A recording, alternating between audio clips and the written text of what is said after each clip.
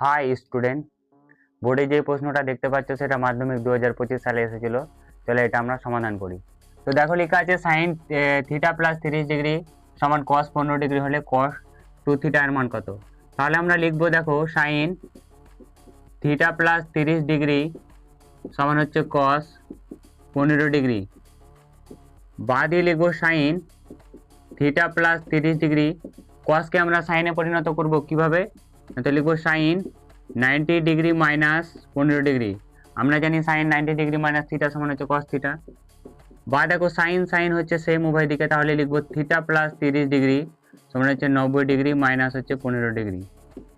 বা theta plus 30 degree, 90 থেকে যদি আমরা 15 বাদ দিই কত থাকবে, 75 ডিগ্রি। বা থিটা সমান হচ্ছে 75 মাইনাস 30 ডিগ্রি, 75 থেকে যদি 30 বাদ দিই তাহলে হবে 45।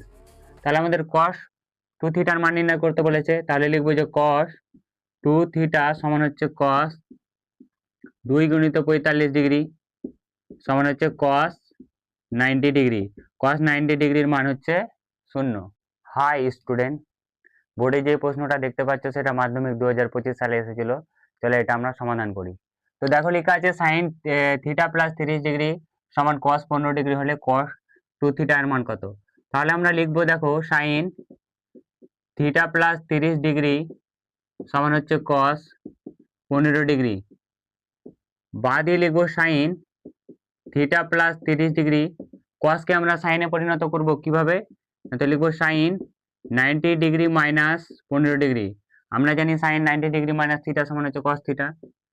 বা দেখো সাইন সাইন হচ্ছে সেম উভয় দিকে, তাহলে লিখবো থিটা প্লাস 30 ডিগ্রি সমান হচ্ছে 90 ডিগ্রি মাইনাস হচ্ছে 15 ডিগ্রি।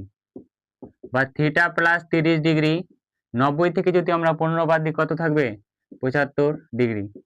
বা থিটা সমান হচ্ছে 75 মাইনাস 30 ডিগ্রি, 75 থেকে যদি 30 বাদ দিই তাহলে হবে 45। তাহলে আমাদের কস 2 থিটার মান নির্ণয় করতে বলেছে, তাহলে লিখবো যে কস 2 থিটা সমান হচ্ছে কস 2 গুণিত 45 ডিগ্রি সমান হচ্ছে কস 90 ডিগ্রি। কস 90 ডিগ্রির মান হচ্ছে 0।